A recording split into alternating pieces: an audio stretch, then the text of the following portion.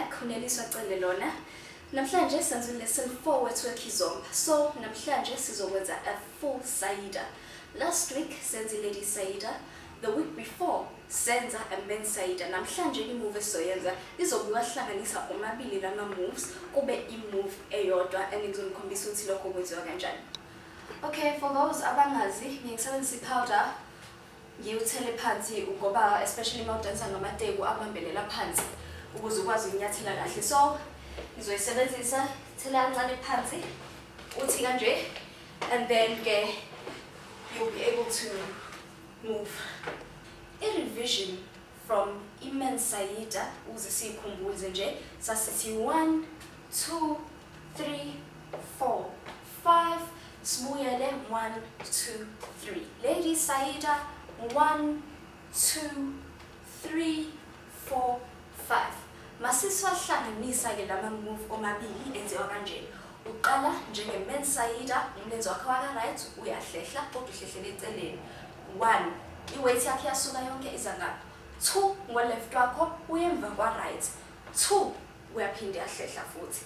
3 ngo3 ke ususuqala I lady saida yakho mawuthanda uqala ungaqala ubale phansi uthi 1 lady saida 2 3 4 5.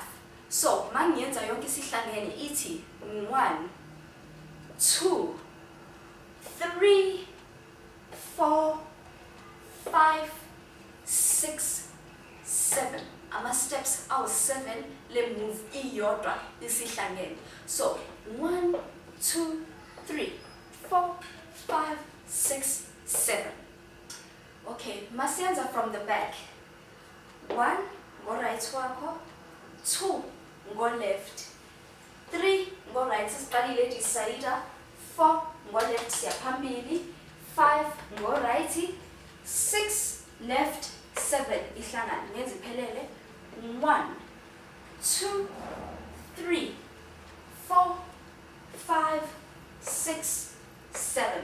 Masikhumbula men's saida ne lady saida sasiyenza le styling. Mawuthanda nalana istyling masifaka ngizokhombisa nje indlela eyodwa ukwenza ngayo styling but nawe ube creative lapha ekhaya. So uzoyenza kanje uzothi 1 2 qali lady saida khumbula istyling sakhona. 1 kahlele, 2 kahlele buyise phambili hlangane. So 1 2 3 and 4 and 5 6 7. Othi ngenze ngibheke emuva. 1 2 3 kahlele, 4 kahlele, 5 6 7. 1 2 1 2 3 4 5. Okay, sizoyithatha ke manje sifake emculweni.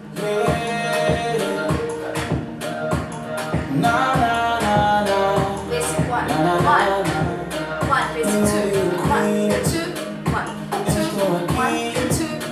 Let's go. 1 2 3 4 5 6 7. Basic 2